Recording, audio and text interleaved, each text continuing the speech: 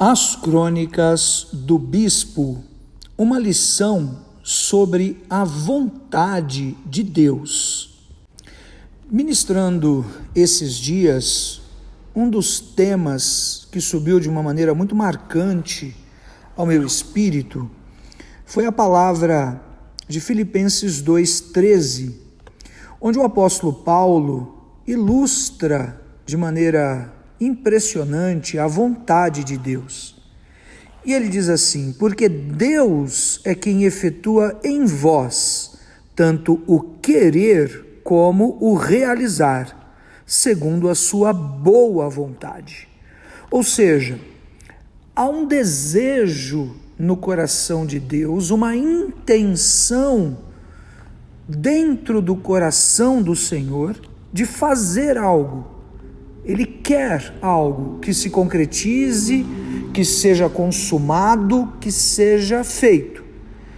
Então, a palavra diz que a vontade de Deus, ela vai ser manifesta, porque quando Ele quer, Ele interfere, interage e faz. O querer e o realizar vem do Senhor, segundo a sua vontade. Isso se tornou muito marcante dentro do meu coração com relação à vontade de Deus. Primeiro, porque existem muitas confusões na igreja, na mentalidade das pessoas, nas suas inclinações, ora, em função das suas referências passadas, de sua formação, ou mesmo das interferências que o sinal da direção de Deus em sua vida está sofrendo por interesses, sofrendo por carnalidade, falta de consagração, não é? E acaba que nas confusões ou nas expectativas, o tempo decorrido da espera para viver o milagre ou realizar a bênção se torna muito mais demorado do que talvez deveria ser. Então, diante disso, eu queria trazer algumas considerações hoje ao teu coração, que creio que são muito, muito pertinentes com relação à vontade de Deus.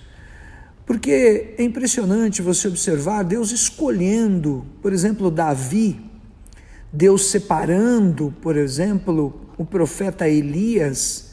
Era da vontade de Deus de que aqueles homens ascendessem ao trono ou à grandeza da responsabilidade da palavra profética em sua boca, ou tantos outros exemplos. Então a vontade de Deus, ela é soberana e ela precisa de prevalecer em nossas vidas. O que me preocupa é se de fato nós damos conta desse caminho da vontade de Deus, ou se no fundo não estamos perdidos ou estamos um tanto quanto enfatuados na nossa própria vontade, nos nossos próprios achismos, costumes, em função das nossas lutas. E a consequência disso é a gente vê um sem número de gente, de pessoas que não vivem em paz, porque pretextuam não estarem alcançando a vontade de Deus almejada. Mas talvez o que nos falta é o entendimento da vontade de Deus. É muito importante também pontuar a necessidade de sermos ousados, intrépidos, pessoas de realmente um desenvolvimento mental, psicológico, intelectual, interpessoal, para que possamos viver em diversas interfaces e termos uma prontidão e uma assiduidade de interagir mesmo com as coisas que estão ao nosso redor, claro. Né? Sempre existe uma expectativa de iniciativa também para com as pessoas.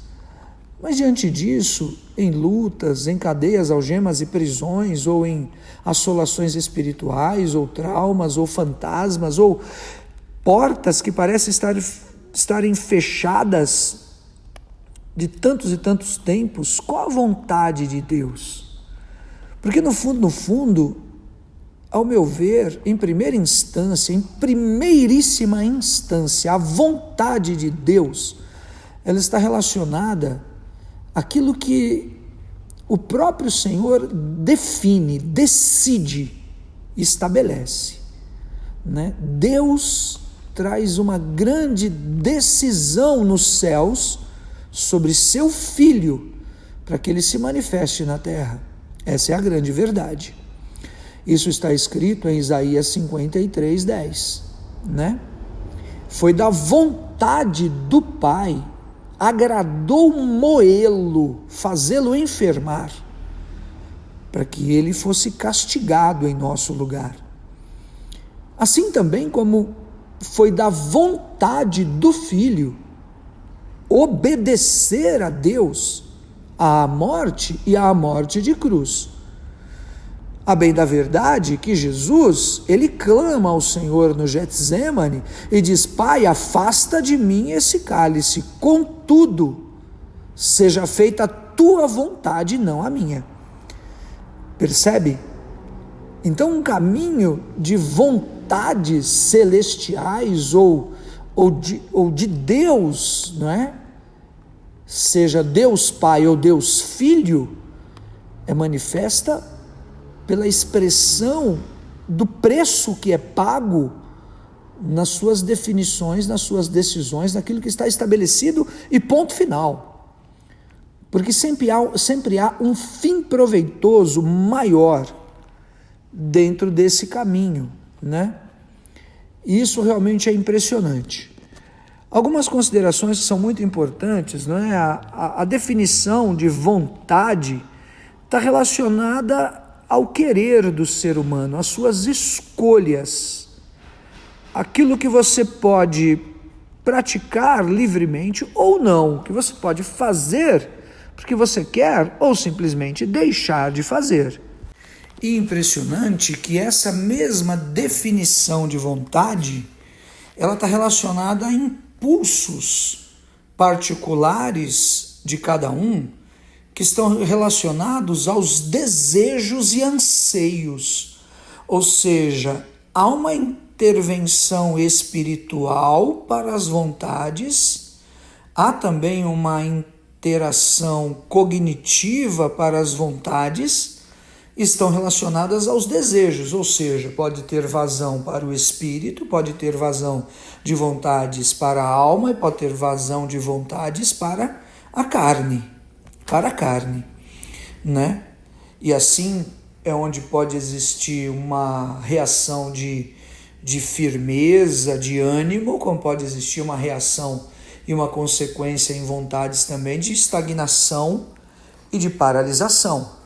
Muito bem, como eu disse em primeira instância, a vontade de Deus, ela se manifesta em nosso favor através do envio do seu Filho no ventre da Maria Virgem. Olha só, Isaías 53:10, todavia ao Senhor agradou moê-lo, fazendo-o enfermar, quando der ele a sua alma como oferta pelo pecado. Verá a sua posteridade e prolongará os seus dias, e a vontade do Senhor, escute, o que diz Isaías 53:10, a vontade do Senhor prosperará em suas mãos. Então, a vontade do Pai foi de fato enviar o Filho em tais e tais agonias e sofrimento. E essa vontade de Deus em dores e tormentas da cruz, vontade de Deus, repito, iria prosperar em suas mãos. Então, é algo realmente difícil de compreender como que processos que ferem ou que agridem, entre aspas, né? Eles trazem um fim proveitoso da vontade de Deus. Veja o Evangelho, Jesus disse, olha, meu pai, minha mãe, meus irmãos são aqueles que fazem a vontade do Pai, que obedecem ao Pai, né? Disse ao apóstolo Pedro em Marcos 8, Marcos 10, quem deixar tudo e por amor de mim ou do evangelho, terá 100 vezes mais no presente. Ou seja, há uma iniciativa em função do desprendimento e da vontade, que manifesta realmente a vontade de Deus. Isso está relacionado a uma questão muito peculiar, muito sensível, e que varia de pessoa para pessoa, mas daquilo que Deus coloca no nosso coração, no nosso caminho, como um grande desafio, né? Porque nós mesmos não somos filhos nem da vontade do sangue e nem da vontade da carne. Quem está em Cristo Jesus é filho da vontade do Pai em Cristo Jesus. João 1,13.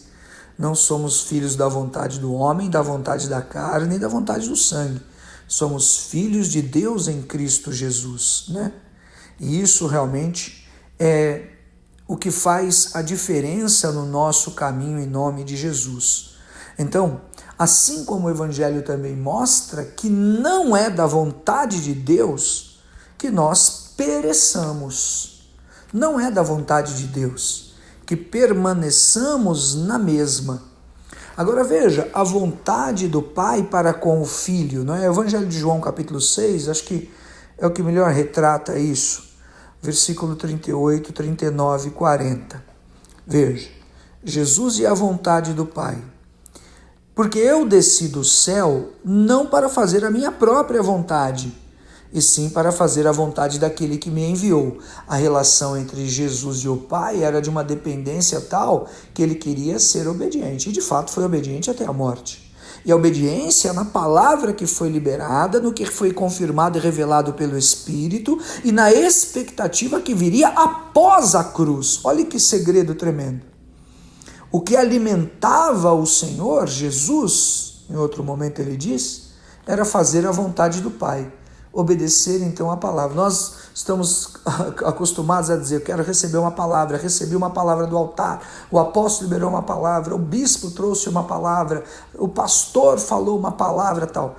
E o segredo da palavra que recebemos do altar, do ungido de Deus ou do Espírito de Deus, o nosso coração, da própria Escritura, é exatamente o que o Senhor Jesus fez no caminho dessa obediência e que o levou, né, a ser ferido. E isso realmente trouxe o fruto e o resultado da ressurreição ali adiante.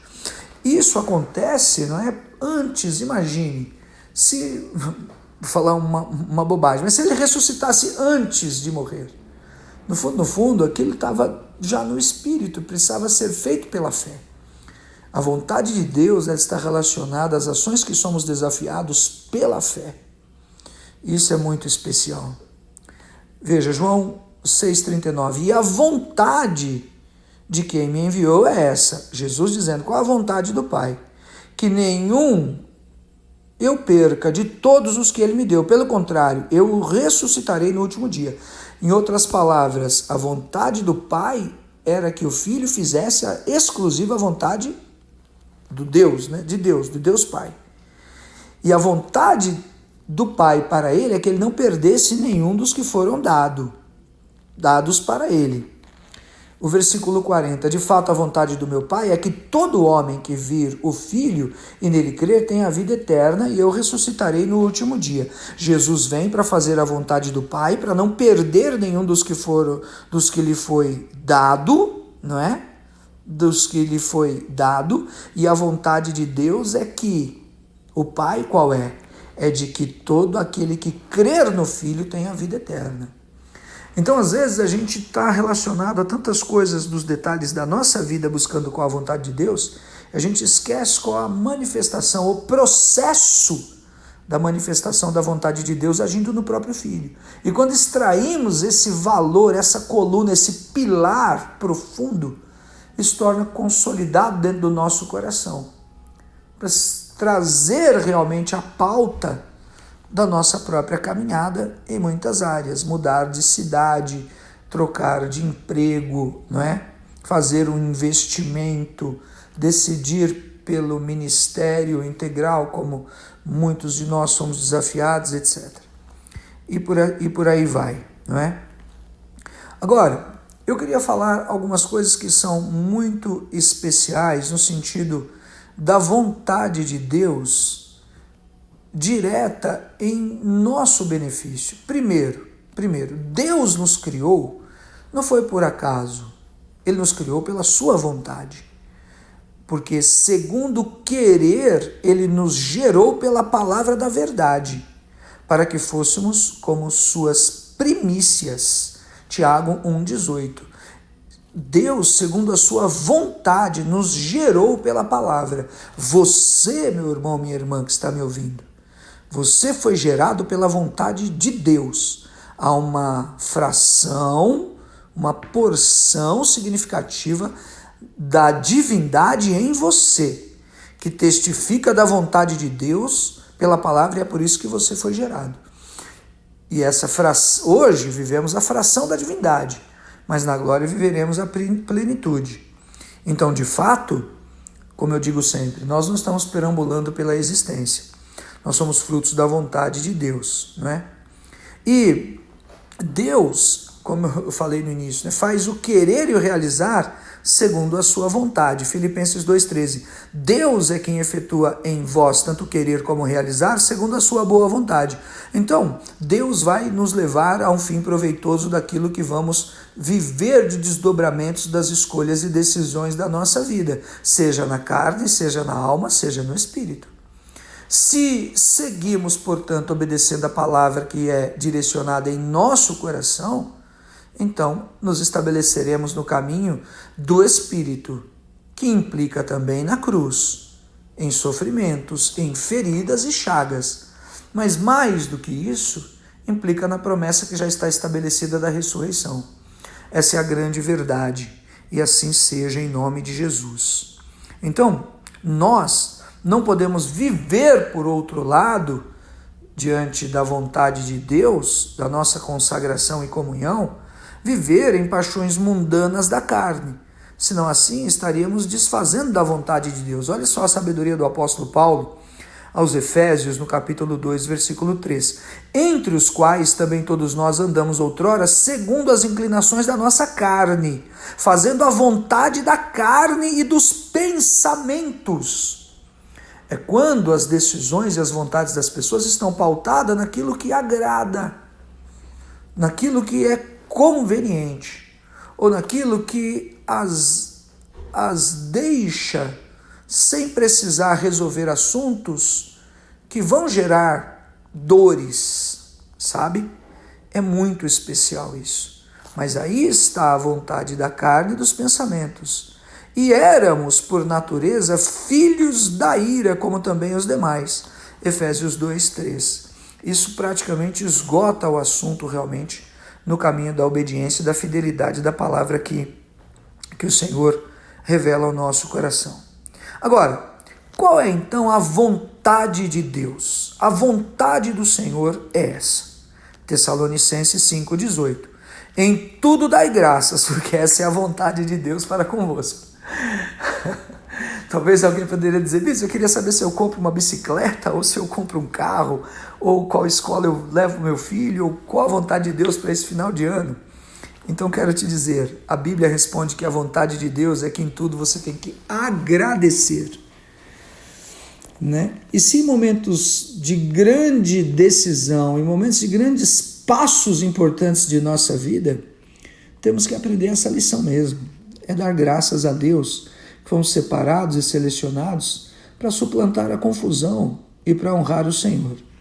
Ainda a vontade do Senhor é essa, Tessalonicenses 4:3. Pois esta é a vontade de Deus, a santificação. Meu Deus, veja, vontade de Deus, agradecer a todo tempo, viver santificado em todo tempo. E isso é tremendo. E muitas pessoas estão diante de grandes acusações e condenações por conta de conceberem pensamentos e sentimentos e sensações e viverem confusas dentro da sua alma. Mas enquanto você está na guerra espiritual da assolação, não foi consumado nenhum tipo de malignidade. Então, essa é a vontade de Deus, que que todo processo seja revertido de assolação, seja revertido no caminho de consagração, para vivermos esse fruto da vontade de Deus de santificação em nome de Jesus. Amém? Agora, para fazer a vontade de Deus é necessário perseverança. Veja, perseverança. Hebreus 10, 36. Com efeito, tendes necessidade de perseverança para que, havendo feito a vontade de Deus, alcanceis a promessa. Alcançar a promessa está relacionado a fazer a vontade de Deus, mas fazer a vontade de Deus está relacionado à perseverança.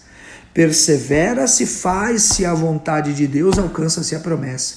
Três etapas. Persevera-se em fidelidade e obediência, faz-se a vontade de Deus, porque o nosso exercício é pela direção do Senhor na sua palavra, alcança-se daí terceiro a promessa. Vive-se a bênção, a plenitude. Meu Deus, isso é pautado pela intercessão do Espírito de Deus, sabia disso?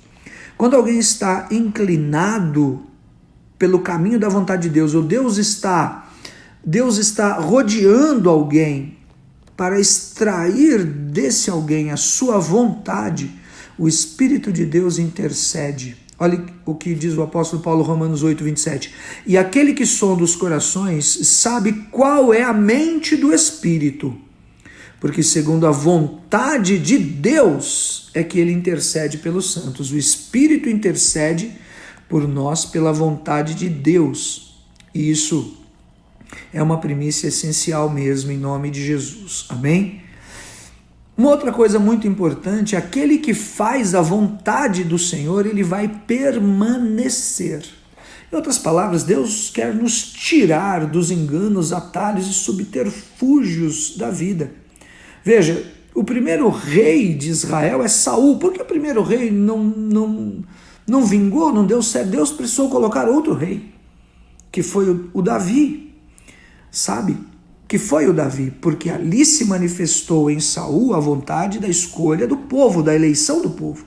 Mas em Davi a escolha, a eleição da vontade de Deus revelada e uma visão tremenda pela voz do Senhor, que veio ao coração do profeta Samuel. Então quem faz a vontade de Deus permanece. Oscilações e tanta confusão, meu Deus, vamos tomar cuidado com isso, amém? 1 João 2,17, ora, o mundo passa, bem como a sua concupiscência, aquele, porém, que faz a vontade de Deus permanece.